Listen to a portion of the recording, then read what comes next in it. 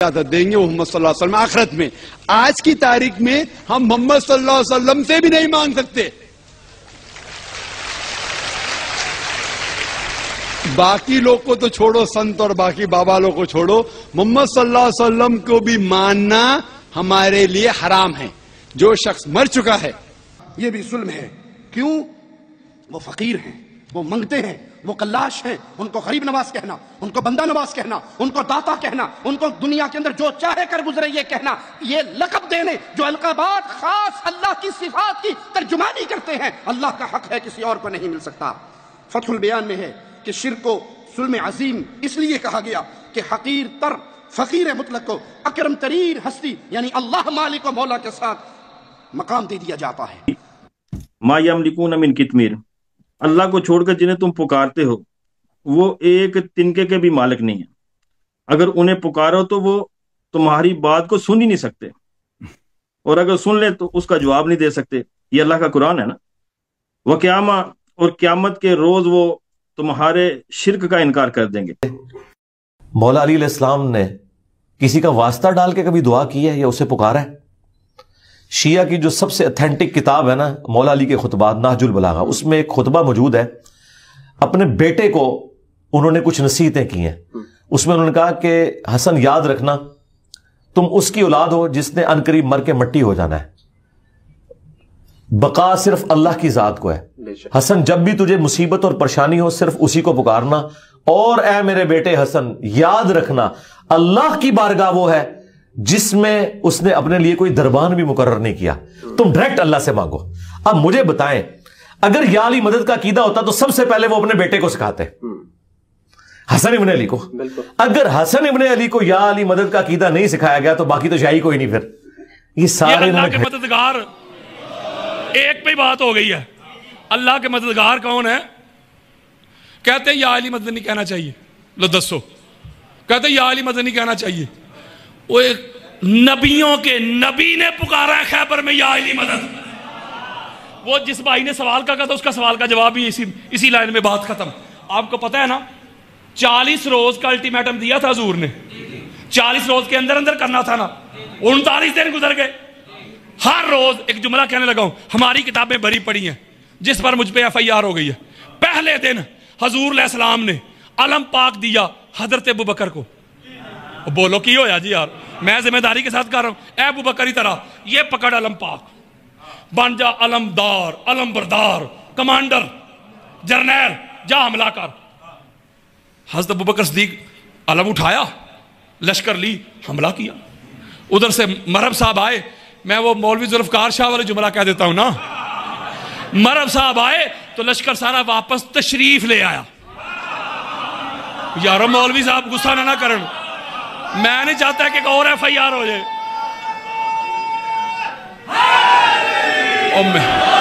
او face تو پھر نصیر صاحب نہیں کرنی ہے نا، تو میں مولوی صاحب کی مان لیتا ہوں. اگلے دن حضور نے توجہ، میں بس 1 منٹ میں ختم کرنے لگا ہوں. اگلے دن حضور نے حضرت عمر بن خطاب کو علم دیا، تو بن جا علم بردار، کمانڈر ان چیف، جرنیل، حملہ کر. حضرت عمر بن خطاب نے علم لیا، علمدار بن گئے، حملہ کیا. مرہب صاحب آئے، لشکر واپس تشریف لے آیا. 39 دن تک حضور نے علمدار چینج کیے. جن کو تکلیف ہے نا کہ علی کے پاس علم کیوں، مولوی شرم کر، حیا کر، پڑھ کتب اہل سنت. میرے مصطفیٰ نے تو علم اوروں کو بھی دیا تھا، یہ الگ بات ہے کہ وہ علم سنبھال نہیں سکے.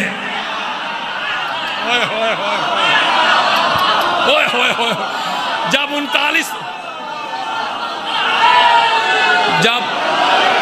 39 دن گزر گئے نا نصیر بھائی، 39 دن گزر گئے. جب 39 ڈیز گزر گئے تو حضرت سلمان فارسی روتے ہوئے حضور کے پاس آ گئے. رو رہے ہیں. حضور پوچھنے سلمان روتا کیوں ہے؟ یا رسول اللہ روتا اس لیے ہوں. بات آپ کی عزت پہ آ گئی ہے. کیوں؟ عزت بچائے نا، اس کا نام علی ابن ابی طالب ہے. قال رسول اللہ صلی اللہ علیہ وآلہ وسلم ادرکنی یا علی ابن ابی طالب. میرے آقا فرماتے علی آجا تیری لوڑ پہ گئی ہے. میرے آقا نے فرمایا بس بھائی. 39 روز تک ایک ایک کو میں نے چیک کر لیا. روز کھانا بھی کھاتے، اونٹ بھی ذبح ہوتے، جاتے بھی ہو، آتے بھی ہو، کرتے کچھ نہیں، بس ختم. اب کل अलम मर्द को दूंगा। होए होए होए, कल अलम, बोलो यार, कल अलम मर्द को दूंगा। ये बड़ी बड़ी अजीब बात नहीं यार? रसूलुल्लाह, हम आपके गुलाम, वो 39 रोज तक जिन्हें आप अलम देते रहे वो भी तो मर्द ही थे। या तो पहले हुजूर औरतों को अलम दे के भेजते तो फिर बात हमें जल्दी समझ में आ जाती। आका ठीक आप फरमा रहे हैं, पहले चूंकि औरतों को दे के भेजते थे, अब आप कह रहे हैं कल मर्द को दूंगा। जब पहले भी मर्द ही थे तो हुजूर ये को फरमा रहे कल अलम मर्द को दूंगा। अगले जुमले में हुजूर ने इसका भी जवाब दे दिया, लईसा भी फर्रार है। हाय हाय हाय, कल अलम मर्द को दूंगा। या रसूलुल्लाह, कौन सा मर्द जिसकी मूछें बड़ी होंगी, हाइट बड़ी होगी, कद बड़ा होगा? फरमाया नहीं, उस मर्द को जो कर्रार है, फर्रार नहीं। ओए होए होए होए होए। अच्छा यार,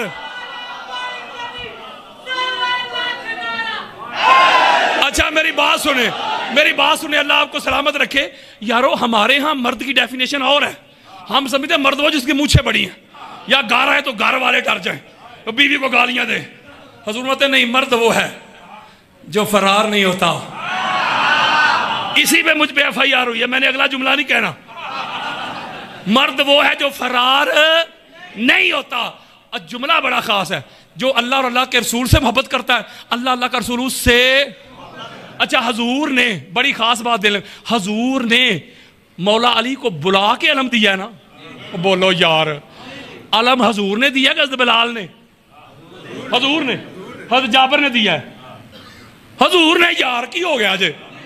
तो जिसे तकलीफ है ना कि अलम अली और अली की औलाद के पास क्यों, तो ये तकलीफ तेरी अली पे नहीं, तकलीफ तुझे अलम लेने वाले पे नहीं, अलम देने वाले पे है। लो जी, अगली बात है बड़ी खास की, इस पे खत्म करना। कहते हैं बड़े बड़े मौलवी साहब है, मैं नाम नहीं ले रहा, पिंडी के आगे पीछे मेरे दोस्त सुन्नी, कहते हैं लामा साहब दिल बड़ा करदा है, असी भी मजलिस से जाइए। तो मैं क्या, आओ 7 बिस्मिल्लाह 100 बिस्मिल्लाह, आओ आओ। यार शिया अहले बैत का जिक्र सुनाए ना तो दाद बड़ी देते हैं, हमारे सुन्नी तो सुन रहते हैं। वो मुझे कहता है बहुत बड़ा नाम है। मैंने कहा कहते हैं पढ़ा तो दो, लेकिन मेरी शर्तें हैं। मैंने कहा मुफ्ती साहब वो क्या शर्तें हैं? शर्त ये है कि आगे अलम नहीं होना चाहिए, पीछे मजलिस से अज़ान नहीं लिखा होना चाहिए, काला कपड़ा नहीं होना चाहिए। मैं क्या मुफ्ती इतनी शर्तें लगाएगा तो शिया जूते ही मारेंगे, पढ़ाएंगे नहीं। मैंने कहा अलम से मुझे तकलीफ क्या है? अलम शिया का है? दुनिया का कोई एक शिया मुझे बताएं जिसका दावा हो कि मेरा अलम है। बोलो यार। और अगली बात सुने, ये मैं बुखारी मुस्लिम खोल के अंबार लगा दूंगा। जब हुजूर ने फरमाया कल अलम मर्द को दूंगा, लो जी आओ मेरी तरफ। हजरत उमर बिन खत्ताब कहते सारी रात मैं सोया ही नहीं, दुआएं करता, या अल्लाह ये कल फतह वाला अलम मुझे मिल जाए, मेरी जिंदगी भर की नेकियां ही कोई ले ले। हजरत साद बिन अबी वकास कहते मेरे पास एक नेकी ना रहे, सारी चली जाए, अलम कल मुझे मिल जाए। और मौलवी शर्म कर, हया कर, सहाबा तो वो अलम के लिए दुआएं मांग रहे हैं, तू कह रहा है शिया का। होए होए। मैं अपने सुन्नी भाइयों को मैसेज देता हूं, पैगाम देता हूं अपने सुन्नी भाइयों को, जरा इंसाफ के साथ सोचिएगा। अगर कल वाला अलम हजूर फिर हजरत अबू बकर को दे देते, हजरत उमर को दे देते, हजरत उस्मान को दे देते, खालिद बिन वलीद को दे देते, हर सुन्नी ने अपने घर पे अलम सजाना था कि नहीं? नहीं समझ रहे बात? यारों सहाबा को अलम मिल जाता है, हर सुन्नी नहीं तो मिसवाक को सीने से लगाए फिरते हैं। तो अलम इन्होंने अपने घर की छतों पे लगाना था कि नहीं? अगर अलम हजरत अबू बकर को मिलता, इन्होंने घर पे लगाना था कि नहीं? पता चला मौलवी जी तकलीफ तुझे अलम से नहीं, अलम वाले से।